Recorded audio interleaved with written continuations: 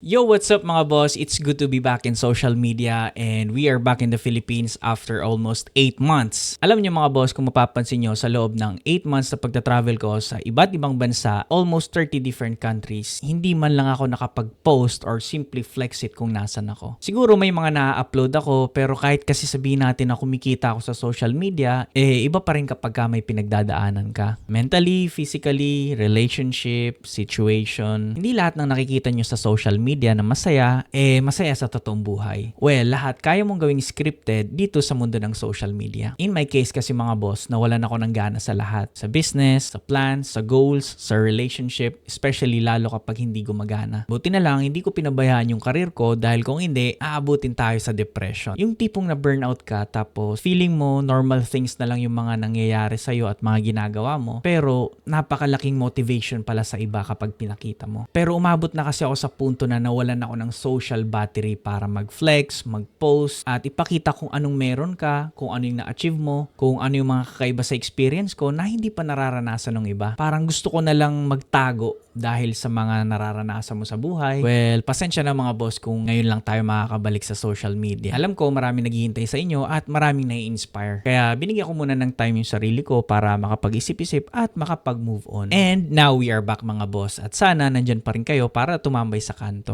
Alam nyo mga boss, yung genre kasi ng page natin is funny and good vibes content. Pero after ko mag-post ng mga happenings ko on board at mga napupunta ako sa iba't ibang bansa, marami pala akong nai-inspire ng mga tao at may mga natatanggap akong messages na na-inspire sila at willing to learn para ma-achieve yung goals nila. Kaya napaisip ako at na-realize ko na ang purpose pala ng content creation ay makapagbigay ka ng useful information, life advices, inspirational, motivational, leading to good directions, right decisions, and of course entertainment. Syempre hindi mawawala yun. Hindi yung puro pera at sahod lang. Syempre mananatili pa rin tayong creative sa paggawa ng kalokohan pero minsan na lang siguro. I would like to focus on helping people who needs to be lead properly. Dahil maraming kabataan ang hindi nila alam kung ano ba talagang gusto nilang marating sa buhay. Gusto ko ipalam sa inyo mga boss na our page will be focusing on motivation and inspirational content. Ngayon kung hindi mo trip sumabay, pwede ka naman mag-unfollow anytime pero kung naniniwala ka sa akin, baka makatulong tayo pareho. Gusto kong isama kayo sa bawat galaw at plano ko at ipakita sa inyo kung gaano kaimportante ang execution sa bawat plano at mga desisyon natin sa buhay. Kailangan ko din kasing may pagpatuloy ang vlogging once na makabalik ako sa barko. So, samahan nyo ako sa journey ko simula ngayon. Pwede kayo mag-message sa akin and all I can advise is based on my own experience at sa mga advices ng mga nakakasama ko along the way sa buong buhay ko. So, maraming salamat sa suporta ninyo mga boss. Well appreciated kayo kung nandyan pa rin kayo para sumubaybay sa atin. So, kita-kits mga boss!